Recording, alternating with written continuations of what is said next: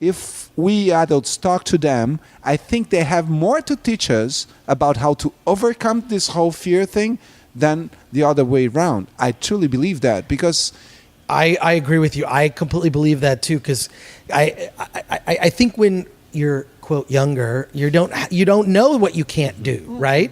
You don't know that so I feel like that takes some.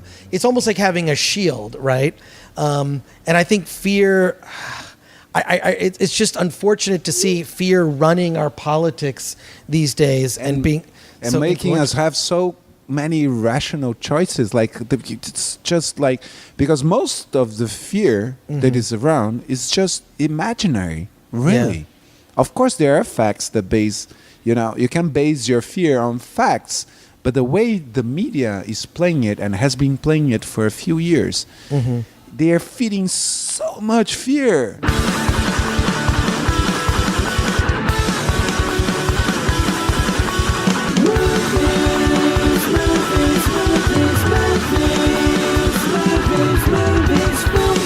Welcome to the Film Threat Podcast. I am Chris Gore, joined by guest co-host, managing editor Alan Ng. Hey, everybody.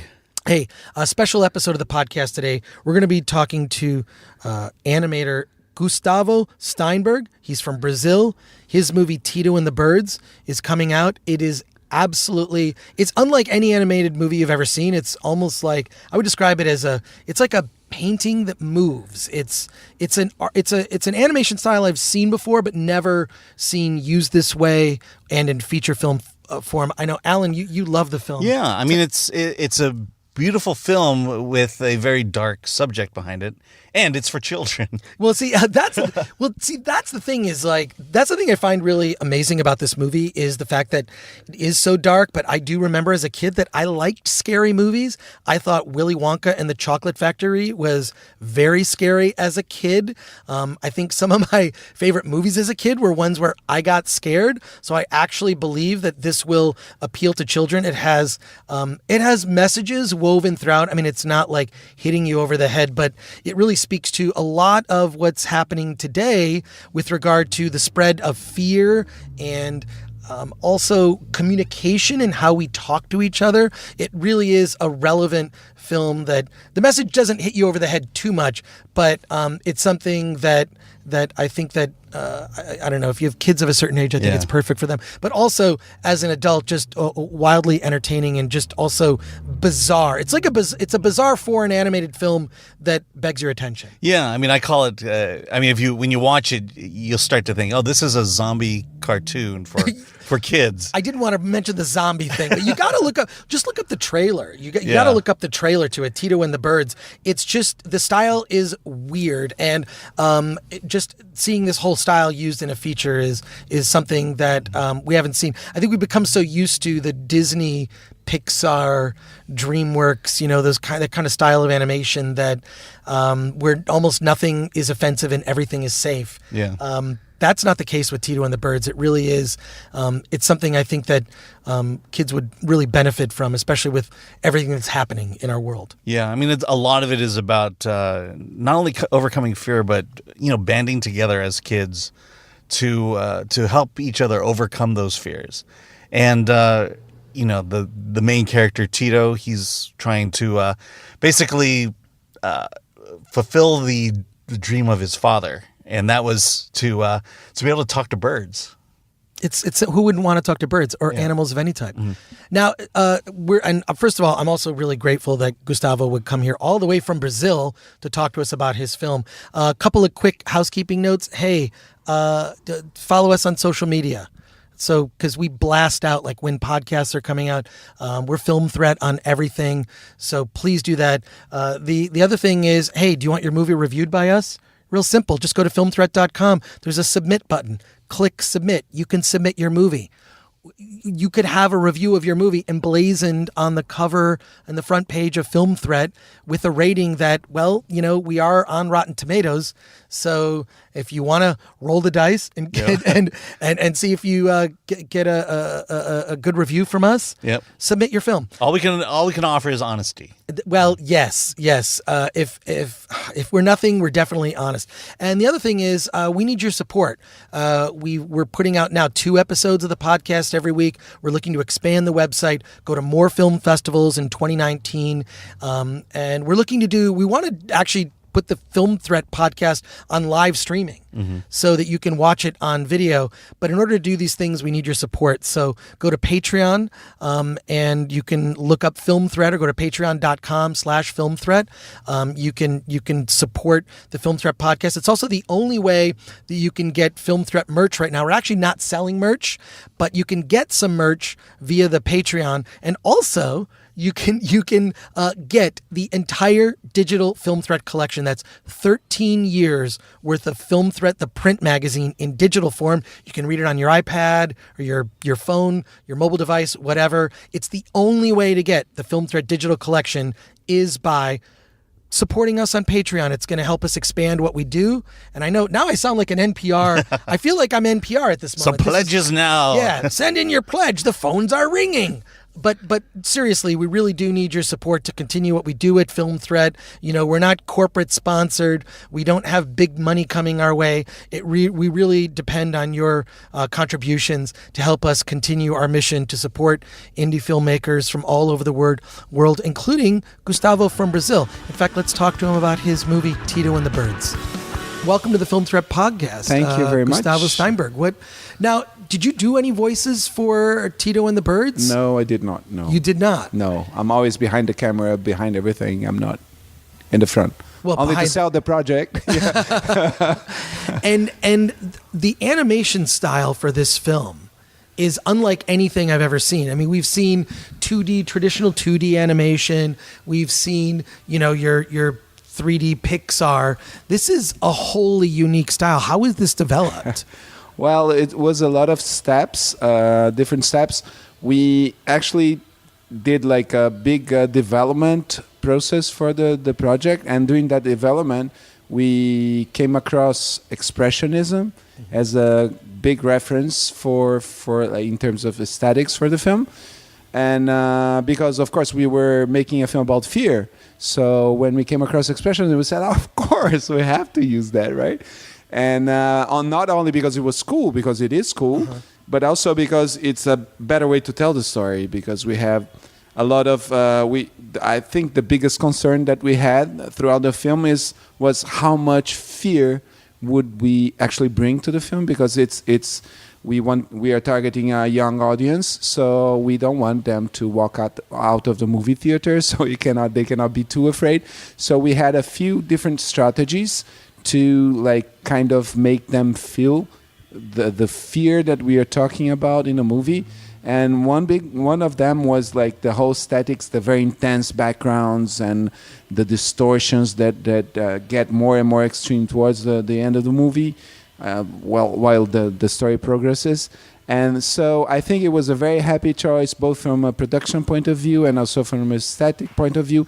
So you can say that we got to the final looks of the backgrounds before we found the final looks of the characters. So the characters had to catch up.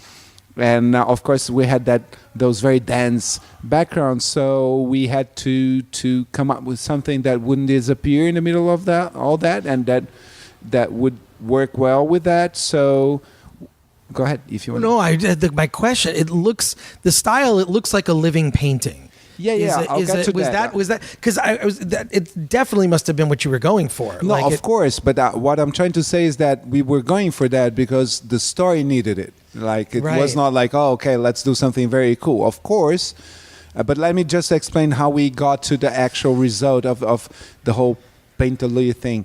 So we had the expressionist backgrounds. Of course, we would not have been able to do it all in oil paint, which was like, ideally, we would have made that, but it would have taken us like 30 years to complete the film. It took us 8 years doing the way we did it. So wait a sec. It took how many years? 8. 8 years. Oh Yes. my God. I mean, all in all, if you consider like raising the money and coming up with the story and putting the crew together, but the actual production process was 3 years, so it's reasonable. But what we did is we used Photoshop for the backgrounds. We chose like brushes that would emulate oil paint, but at the same time, we created our own library with actual oil paint brush strokes. We photographed that and we imported that into Photoshop so that we could use our own handmade strokes together. That's why it looks so handmade. Yeah, not only that. We also knew that compositing was going to play a big part in the project, so we planned everything knowing that in the end we were going to add actual oil paint. So there is actual stop motion, frame by frame oil paint on glass that we use for smoke, water, lights. Also, many of the extras they are painted with oil paint, so that you look at that and you say, "Is it oil paint?" And there is oil paint, but there is a lot of digital there emulating oil paint because that's the way we could actually make it happen. Well, I like that it gives it texture.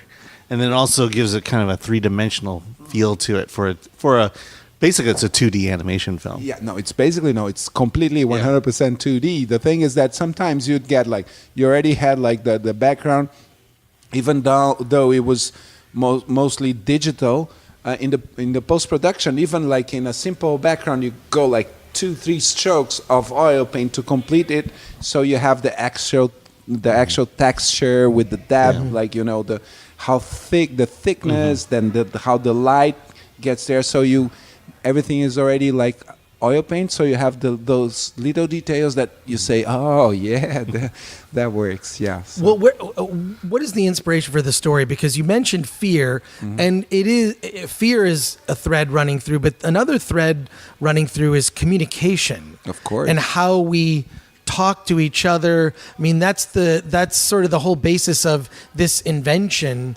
that is in the film. Like, where did all that come from? Because it seems to be, these are all ideas that I believe that are in the air already, especially on the fear side, because I live in America.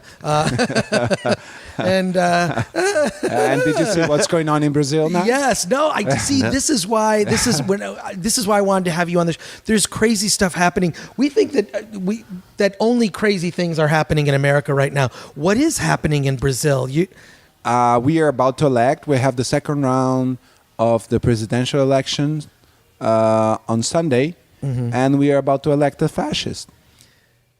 You think Trump is fascist? Yeah. And I agree with you. Yes. This guy is just like triple. Oh, man. It's a man who openly supports dictatorship.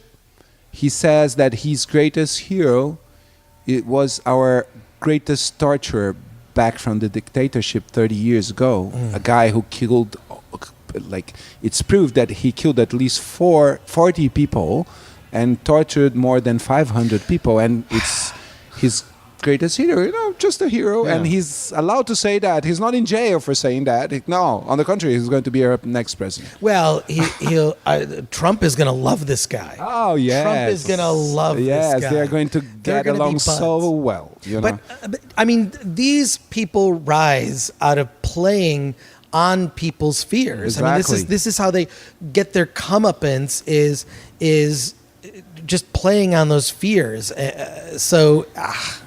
It's important to say that the film is not really about the boogie monster. It's like fear, this new kind of fear that is brought by the media. Well, like the whole goal of the film was to talk about this thing that is happening in Brazil, in the US, in Italy, all over the world, really. And it has a specific purpose. It has a specific goal. And we wanted to talk about that to kids because, sometimes we adults and parents find it difficult to talk to kids about difficult stuff. But they of course, the kids feel it. They know that there's something going on, and they're just like getting themselves very afraid.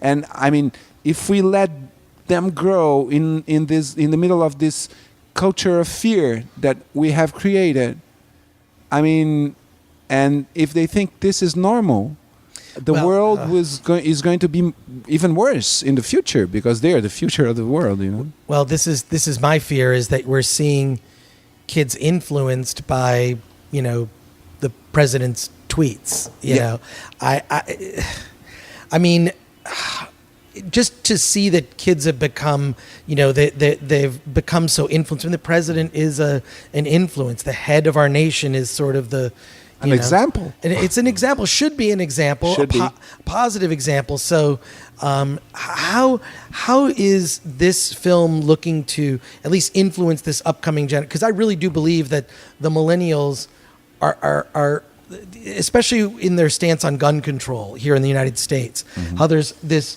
whole generation of kids, millennials, or actually they're not even millennials, aren't they? The new generation pre-millennials. Do they have a term for that yet? They do have a term for it. The term escapes me, but it's amazing to see how politically involved that they are. And can the media have some kind of influence? Can an animated film have influence on kids and their ideas? Well, that's why I made a movie. So yes, again. Yes, of course. Yes, we haven't released the film commercially yet. So we are still doing festivals. The and you're screening. The list for the Oscars was announced today. We're amongst the 25 running for the Oscars, which is quite amazing for just like a very small film. Yeah. And we are going to release this film in Brazil like 2 months after the guy will probably be in office. So we really think it could have a high level impact in the story of the country, really, this film, because it's not a film that speaks to any side of the spectrum, you know. It speaks to if you're right wing, if you're left wing, if you're center. It's something that you feel, and it's something that you should talk to your kids about, and it's something that kids should understand. And it's important to say that it's not sometimes because of course what drove us to make the film is the whole discussion about fear and how it interferes in politics and business and everything, but it's really a fun adventure.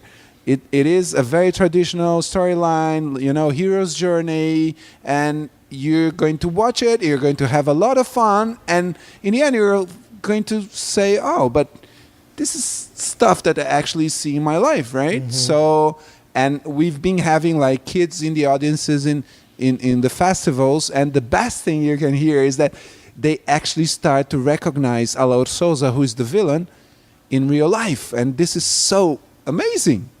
It is.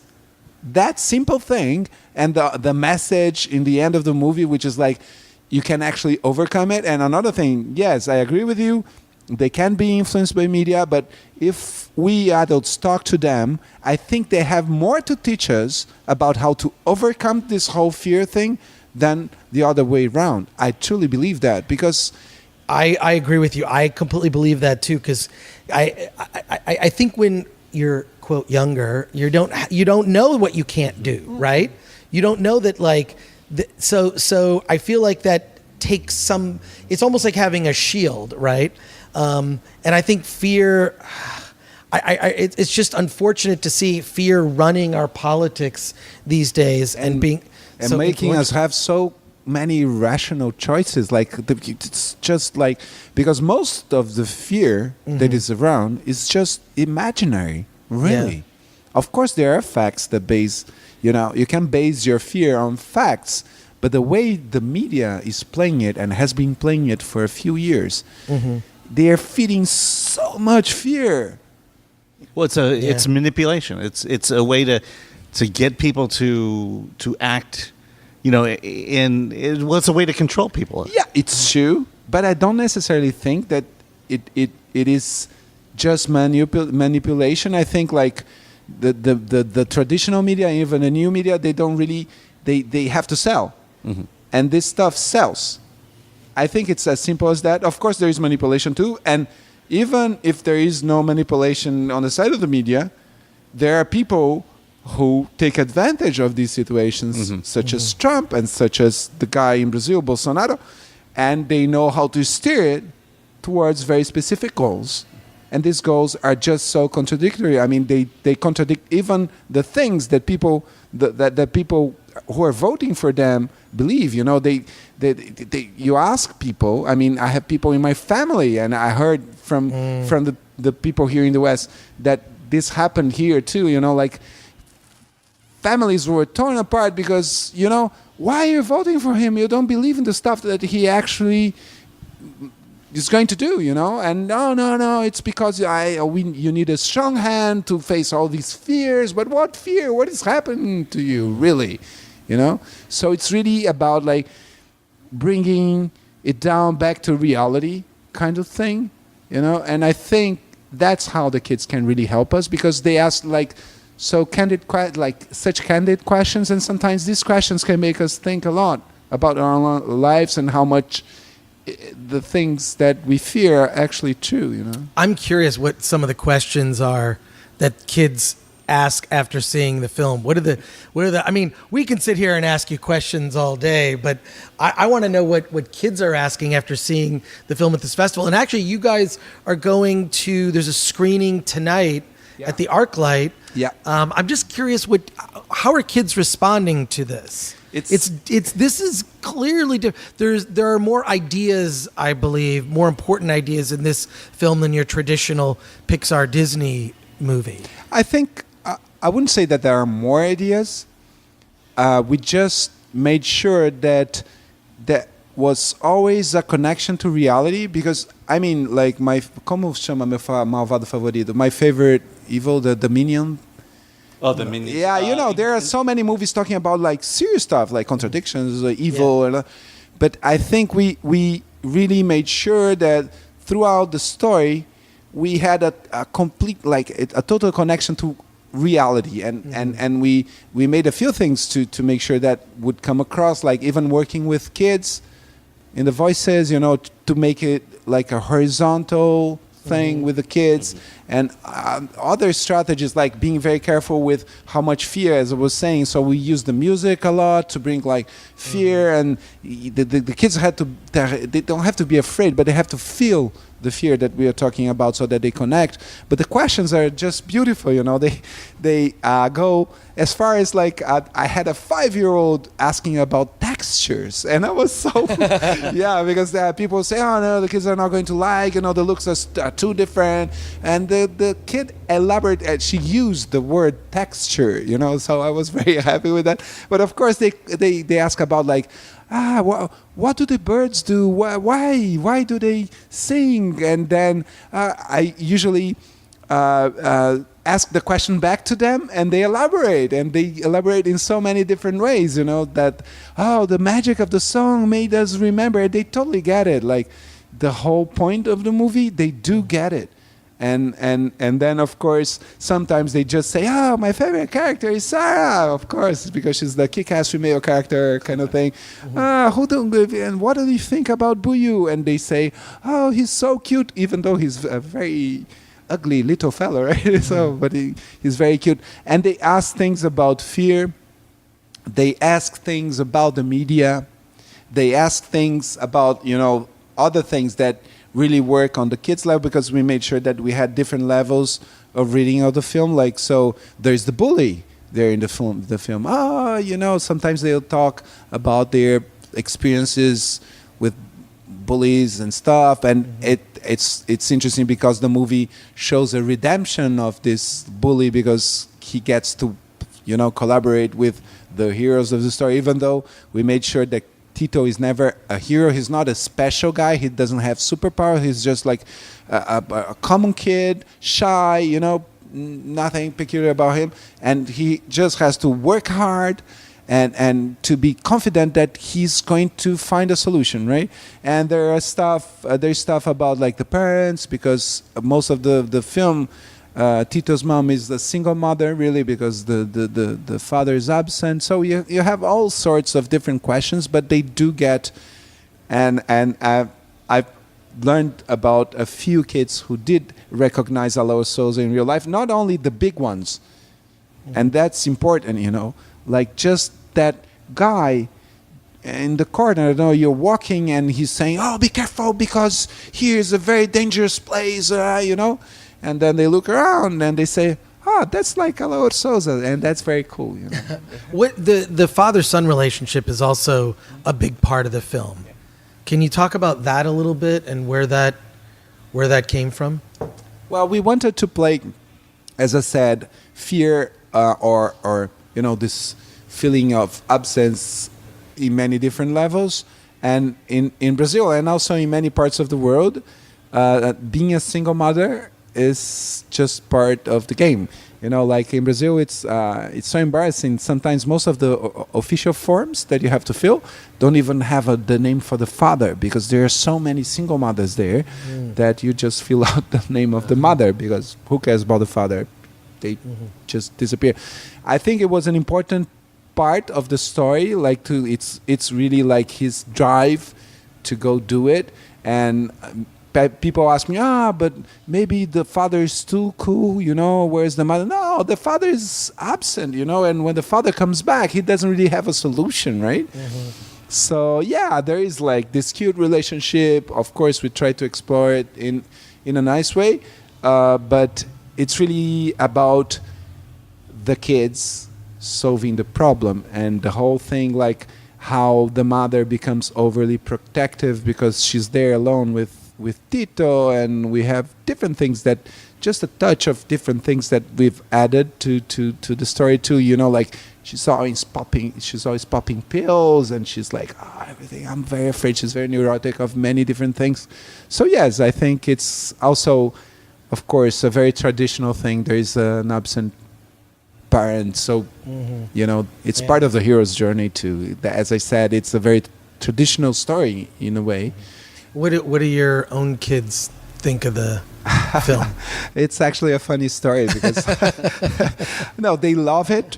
But the funny part is that I have a 10-year-old girl and a 7-year-old boy, and also, of course, there are many different reasons and probably more important ones. But there was also that cool reason to make an animation, which is I really wanted to make an animation for my kids and watch something they can be proud of. And tell their kids, my dad did this. Yeah. So it was very funny because I offered throughout the process a few times to do a private screening for my kids, and they were no.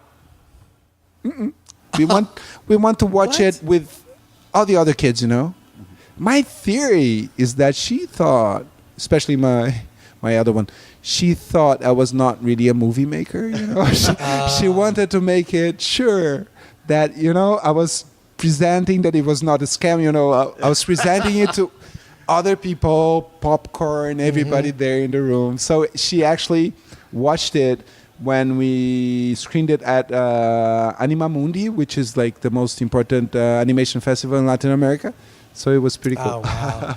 And they were really, What do you hope kids get out of this film, especially now in this time that we're living in?